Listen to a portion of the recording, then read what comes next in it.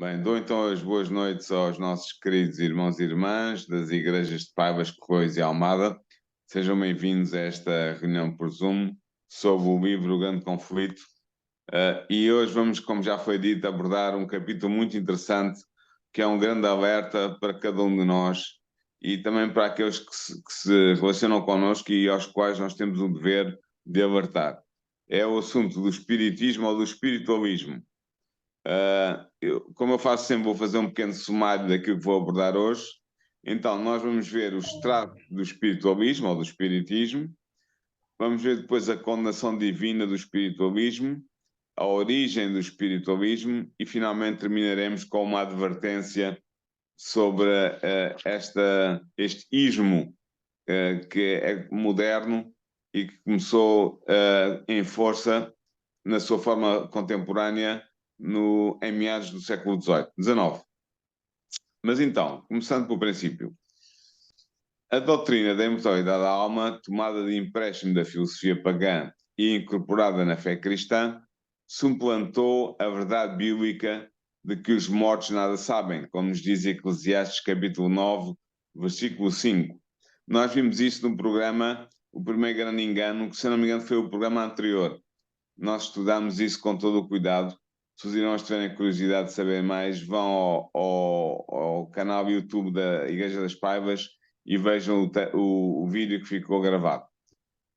Mas, como eu dizia, a verdade da imortalidade da alma suplantou a verdade bíblica de que os mortos nada sabem. Assim, muitos creem que os espíritos dos mortos são os espíritos ministradores que auxiliam a humanidade. Deste modo, foi preparado o caminho para o espiritualismo, ou para o espiritismo. De facto, como podem aqueles que creem na consciência do homem na morte rejeitar as supostas comunicações dos espíritos supostamente glorificados? Não podem. Portanto, surge aqui um canal considerado sagrado que Satanás utiliza para realizar os seus propósitos. E assim os anjos caídos aparecem como mensageiros vindos do mundo dos espíritos. Deste modo, o príncipe das trevas exerce a sua influência sobre a mente dos seres humanos enganados. De facto, ele tem o poder de trazer diante dos homens a aparência, e eu sublinho aqui a palavra, a aparência dos seus amigos e familiares falecidos. Muitos são confortados pela crença de que os seus entes queridos estão a gozar a felicidade do céu e assim dão ouvidos a espíritos sedutores e a doutrinas de demónios, como nos diz 1 Timóteo capítulo 4, versículo 1. O que é que acontece então? O que acontece é que Satanás faz aparecer os supostos espíritos que morreram fora da fé cristã. E estes pretendem estar felizes no céu e até mesmo ocupar aí posições de relevo. E assim é passado o erro de que não há diferença entre os justos e os ímpios. Os pertences visitantes do além ganham deste modo a confiança dos que com eles comunicam e apresentam doutrinas que subvertem a fé nas Escrituras. Sob a aparência de profundo interesse no bem-estar dos seus amigos na Terra, estes falsos espíritos insinuam os erros mais perigosos. O facto de que eles proclamam algumas verdades misturadas com a mentira e prevêem eventos futuros que acontecem realmente, dá às suas afirmações uma aparência de fiabilidade. E assim os ensinos desses espíritos são aceitos e queridos pelas multidões como se fossem as mais sagradas verdades da Bíblia. Notem, meus irmãos e irmãs, que os espíritos que comunicam através dos médiuns negam o estatuto especial de Cristo e colocam o Criador no mesmo nível em que eles estão. Na doutrina espírita, Deus é apenas o grande espírito e os espíritos dos seres humanos estão aparentados com o grande espírito na sua natureza e, portanto, estão mais próximos de Deus pela sua natureza do que nós, como cristãos, acreditamos estar. Colocam-se assim ao mesmo nível do grande espírito de Deus. E sob este disfarce, Satanás continua a sua guerra contra Deus. Paulo testifica que antes da segunda vinda de Cristo haveria fortes manifestações do poder satânico. Ele escreveu em 2 Tessalonicenses, capítulo 2, versículos 9 e 10, o seguinte: a esse cuja vinda é segundo a eficácia de Satanás, com todo o poder e sinais e prodígios de mentira, e com todo o engano da injustiça. Ora, o espiritualismo ou o espiritismo é uma destas manifestações de poder satânico. Satanás engana os homens do mesmo modo que enganou Adão e Eva no Éden, despertando um desejo de obter conhecimento proibido, excitando o desejo de exaltação pessoal. Declara ele em Gênesis, as palavras dele ficaram registradas em Gênesis 3, versículo 5: sereis como deuses, sabendo o bem e o mal. De facto, o espiritualismo ensina a doutrina de que o homem é uma criatura em progressão espiritual, que é o seu destino evoluir por toda a eternidade, de modo a tornar-se como Deus. Os homens são vistos como semideuses, cujo destino é a plena consciência da sua natureza divina. Deste modo, em vez da justiça e perfeição do Deus infinito, único verdadeiro objeto de adoração, Satanás coloca a natureza pecadora do homem como única regra de juízo e único padrão de caráter moral. Mas entremos um pouco mais sobre a história e o que é que a Bíblia nos diz sobre o Espiritismo. Quanto à origem do Espiritismo contemporâneo, que, como eu disse, apareceu por volta da segunda metade do século XIX. Os historiadores da religião estão de acordo de que o movimento espírita moderno teve o seu início em 1848 em Hydesville, no estado de Nova York, nos Estados Unidos da América. No lar da família Fox, começaram a dar-se fenómenos paranormais. Pancadas nas paredes, mobílias que mudavam de sítio e se deslocavam pelos quartos movidas por mãos invisíveis, roupas arrancadas à cama sem intervenção humana. As duas irmãs adolescentes, Kate e Margaret Fox, ficaram inicialmente assustadas. No entanto, depois de vencerem o medo, elas criaram um código para comunicar com o alegado espírito. O que é extraordinário acerca desta experiência paranormal é que o suposto espírito comunicava fisicamente, através de pancadas em código, e não simplesmente por um médium em transe. Tinha assim nascido o espiritismo moderno.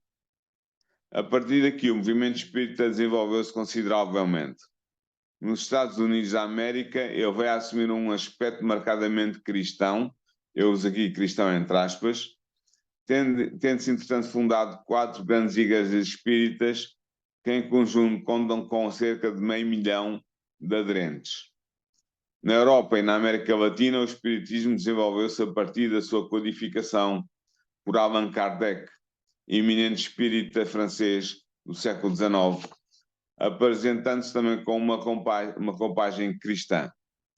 O movimento espírita, fundado sob a codificação realizada por Kardec, conta a nível mundial com organizações sediadas em 35 países e agrupadas no Conselho Espírita Internacional. Este tem nas suas fileiras muitos milhões de adeptos espíritas. Mas o alcance das doutrinas espiritualistas não se limita à área de influência do movimento espírita tradicional.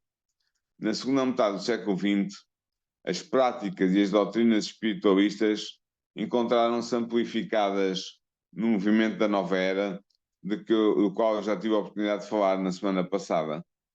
E não só no movimento da Nova Era em geral, mas nomeadamente nas suas práticas mediúnicas. De facto, as doutrinas e as práticas dos adeptos da Nova Era incluem a comunicação com os espíritos dos mortos. Assim, muitos milhões de membros do movimento procuram comunicar com os espíritos superiores dos mestres ascensos, em busca de revelações espirituais.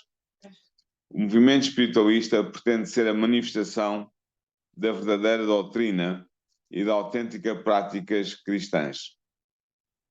Perante esta pretensão, devemos perguntar-nos: o que nos diz a Bíblia Sagrada sobre as crenças e as práticas espiritualistas? Em seguida, eu convido-vos a acompanharem-me para nós encontrarmos uma resposta bíblica para esta pertinente pergunta. Ora bem, na Bíblia Deus condena abertamente as práticas espiritualistas e os indivíduos que nelas se envolvem. Os médiuns, designados na Bíblia como feiticeiros, adivinhos, encantadores e necromantes, são considerados impuros. Deus proíbe o seu povo de os consultar. Em Levítico 19:31 está escrito: não vos virareis para os adivinhos e encantadores. Não os buscareis, contaminando-vos com eles. Eu sou o Senhor. Jeremias 27:9 e 10 tem uma mensagem semelhante. Na verdade, Deus deu instruções claras ao seu povo, por intermédio de Moisés, para que não houvesse qualquer tipo de médium no seio do povo de Israel. Em Deuteronômio 18, versículos 10 a 12, está escrito o seguinte: em ti não se achará quem faça passar pelo fogo o seu filho ou a sua filha, nem adivinhador, nem prognosticador, nem agoireiro, nem feiticeiro, nem encantador de encantamentos, nem quem consulta um espírito adivinhante, nem mágico, nem quem consulta os mortos, pois todo aquele que faz tal coisa é abominação ao Senhor. Na verdade, a prática mediúnica é tão abominável para Deus que ele deu ao povo de Israel leis claras acerca do destino dos feiticeiros e dos adivinhos. Êxodo 22:18 diz-nos: a feiticeira não deixarás viver. Levítico 20:27 diz-nos: quando depois algum homem ou mulher em si tiver um espírito de adivinho ou for encantador, certamente morrerão. Com pedras se apedrejarão. O seu sangue é sobre eles. Para além deste capítulo penal a infligir, deste castigo penal a infligir aos médiuns, Deus reserva-lhes um castigo final ainda mais terrível. De facto, a Bíblia é clara ao afirmar que aqueles que praticam a feitiçaria e que consultam os mortos não herdarão o reino de Deus. Serão, pois, condenados à morte eterna. Em Gálatas 5, versículos 20 e 21 está escrito o seguinte: porque as obras da carne são manifestas, as quais são prostituição, impureza, lascívia, idolatria, feitiçarias, inimizades, porfias, emulações, iras, pelejas, dissensões, heresias, invejas, homicídios, bebedices, glutonarias e coisas semelhantes a estas, acerca das quais declaro, como já antes vos disse, que os que cometem tais coisas não herdarão o reino de Deus. Notem que o apóstolo fala claramente em feitiçarias. Ora, este castigo não se aplicará apenas aos médiuns, mas a todos os que se envolverem com eles e que recorrerem aos seus serviços. Por isso, Deus diz claramente, em Levítico 20, versículo 6, quando uma alma se virar para os adivinhos e encantadores, para se prostituir com eles, eu porei minha face contra aquela alma e a extirparei do meio do seu povo. Assim sendo, o profeta Isaías é muito claro quanto à resposta que devemos dar quando formos incitados a consultar médios e adivinhos. Ele diz-nos em Isaías 8, versículos 19 e 20 o seguinte: quando vos disserem, consultai os que têm espíritos familiares e os adivinhos, que chilreiam e murmuram entre dentes. Não recorrerá um povo ao seu Deus, a favor dos vivos interrogar-se-ão os mortos, à lei e ao testemunho. Se eles não falarem segundo esta palavra, nunca verão a alva. Isaías torna aqui bem claro que a palavra de Deus, a lei e o testemunho, deve ser a norma que determinará a veracidade das pretensões dos médiuns. Mas o que podemos dizer sobre a origem do espiritualismo? A palavra de Deus identifica claramente quem foi o inventor da doutrina fundamental do espiritualismo. A doutrina segundo a qual os espíritos dos mortos são imortais e podem comunicar-se com os vivos. Esta mentira surgiu no início da história da humanidade. Quando Eva se aproximou da árvore da ciência do bem e do mal, que se encontrava no jardim do Éden, foi tentada a comer do seu fruto pela serpente. Gênesis 3, versículos 4 e 5 dizem-nos o seguinte: Então a serpente disse à mulher: certamente não morrereis, porque Deus sabe que no dia em que dele comerdes, se abrirão os vossos olhos e sereis como Deus, sabendo o bem e o mal. A Bíblia identifica claramente Satanás como sendo a inteligência que estava por trás da serpente, usando-a como médium. Apocalipse 12, versículo 9, identifica a serpente com Satanás. A mentira satânica proferida pela serpente, de que o homem não pode morrer, de que há algo na natureza humana, a alma ou o espírito, que é imortal, é a base fundamental da doutrina espiritualista e espiritista. Assim mesmo, considerando apenas este texto, podemos ver que o espiritualismo tem a sua origem na mesma mente satânica que enganou Adão e Eva. Satanás é o inventor do espiritualismo e do espiritismo. De facto, a Bíblia é clara quanto ao facto de que os mortos nada sabem do que se passa entre os vivos.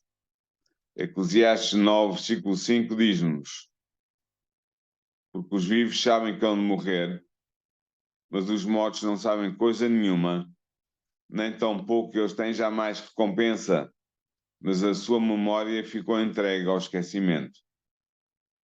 Ou então, como diz Job a respeito de qualquer morto, em Job 14, versículo 21, os seus filhos estão em honra sem que ele o saiba, ou ficam minguados sem que ele o perceba. Na verdade, a Bíblia desfaz por completo a ideia de que os mortos voltam à terra para se comunicarem com os vivos. Esta é uma doutrina fundamental do espiritismo. As sessões espíritas baseiam-se nesta doutrina, de que os mortos podem voltar à terra e comunicarem-se com os vivos através dos médiuns. No entanto, segundo o sábio Salomão, em Eclesiastes 9, versículo 6, falando dos mortos, até o seu amor, o seu ódio e a sua inveja já apareceram e já não têm parte alguma neste século em coisa alguma do que se faz debaixo do sol. Portanto, fica aqui bem claro que os mortos, os espíritos dos mortos, não têm parte alguma com o que se passa nesta terra, nem podem comunicar com os vivos. Portanto, os espíritos que operam prodígios e se apresentam como sendo espíritos de seres humanos falecidos, mas não são do que espíritos demoníacos ao serviço de Satanás. De facto, Satanás procura enganar a humanidade, diz-nos 2 Coríntios capítulo 11, versículo 14, transfigurando-se em anjos de luz. E os seus demónios têm o poder de fazer prodígios, destinados a enganarem aqueles que consultam os médios. Este poder de milagroso dos demónios está claramente afirmado em Apocalipse, capítulo 16, versículo 14. Entre estes prodígios realizados pelos demónios está a personificação nas sessões espíritas de pessoas falecidas. Ou seja, os espíritos de Satanás, que estão ao serviço de Satanás, disfarçam-se das pessoas falecidas, imitam a sua aparência, imitam a sua voz, dão conhecimentos que essas pessoas tinham antes de morrerem para se fazerem passar pelos mortos, mas na verdade não são mortos, são espíritos demoníacos. A Bíblia diz claramente que Satanás haveria de operar com poder especial e haveria de realizar falsos milagres no tempo do fim. 2 Tessalonicenses, capítulo 2, versículo 8 a 10, diz exatamente isso. Na verdade, segundo as Escrituras Sagradas, uma das características da infidelidade a Deus no tempo do fim será a aceitação de doutrinas espiritualistas. Como escreveu o apóstolo Paulo em 1 Timóteo 4, versículo 1, mas o Espírito Santo expressamente diz que nos últimos tempos apostatarão alguns da fé, dando ouvidos a espíritos enganadores e a doutrinas de demónios, pela hipocrisia de homens que falam mentiras, tendo cauterizado a sua própria consciência. Este versículo de Paulo em 1 Timóteo 4, versículo 1, é uma autêntica descrição sintética do que acontece e do que é defendido pelos movimentos espíritas contemporâneos do nosso tempo. Portanto, eles estão cada vez mais a levar esta verdade falsa de que os mortos podem contactar com os vivos, e há muita gente que está a dar precisamente ouvidos a estes espíritos enganadores e a estas doutrinas de demónios de que fala o apóstolo Paulo, que seriam uma realidade clara no tempo do fim. E eu queria terminar este programa com uma última advertência. Uma advertência para os nossos ouvintes. Eu penso talvez não tanto para os nossos ouvintes, porque a maioria deles serão observadores da palavra de Deus e sabem que não devem ter contato com o espiritismo, mas para aquelas pessoas com quem elas convivem, com que os nossos queridos irmãos e irmãs convivem e que podem não conhecer bem esta verdade bíblica. Então, que advertência é esta? Diante destes ensinos provenientes da palavra de Deus acerca da origem e do destino do espiritualismo e do espiritismo, qual deve ser a nossa posição? Esta é uma boa pergunta, uma pergunta importante, e a própria Bíblia nos dá a resposta. Devemos estar em guarda contra as mentiras de Satanás. Devemos ser sóbrios e vigiar, porque em 2 de Pedro 5,8 está escrito: porque o diabo, vosso adversário, anda em redor, bramando como um leão, buscando a quem possa tragar. Para estarmos protegidos dos enganos, Mostram as coisas e devemos falam de colocar-nos sob a profecias, proteção de Deus. contam a história, o que é que se passou, foi aqui que se passou X coisas que passou na Bíblia, foi aqui. Sim, mas você pode ver que você não pode. Irmã Pode Celina, tem que ligar o seu microfone. mas tem que nada substituir a palavra. Irmã Celina, Substituir a palavra tem que ligar o telemóvel, o microfone. Obrigado. Portanto, como eu estava a dizer, nós devemos estar em guarda contra as mentiras de Satanás. Devemos ser sóbrios e vigiar, porque, como diz Pedro, porque o diabo, vosso adversário, anda em redor, bramando como um leão, buscando a quem possa tragar. Para estarmos protegidos dos enganos satânicos, devemos colocar-nos sob a proteção de Deus e rejeitar os falsos ensinos de Satanás. Como nos aconselha Tiago, o irmão de Jesus, em Tiago, capítulo 4, versículo 2, e resisti ao diabo, e ele fugirá de vós. Finalmente, devemos seguir os conselhos de Jesus e estudar as doutrinas da Bíblia sobre a morte e a vida eterna. Em João 5,39, Jesus disse-nos: examinai as Escrituras. Por que é que devemos examinar as Escrituras? Porque apenas nas Sagradas Escrituras poderemos encontrar a verdade sobre tais assuntos. Se adotarmos estes 3 conselhos da Bíblia, nunca seremos vítimas do grande engano de Satanás, que é o seu engano máximo, a sua obra-prima de engano, o espiritismo ou o espiritualismo, que não só tem muito espaço já atualmente na cultura ocidental, como certamente se desenvolverá ainda mais se acreditarmos como acreditamos nas profecias bíblicas sobre o tempo que antecede a segunda vinda de Jesus. Portanto, meus irmãos, esta é a mensagem que eu vos queria deixar esta noite, com o testemunho da palavra de Deus sobre o engano supremo, o grande engano de Satanás, que é o espiritismo e o espiritualismo modernos.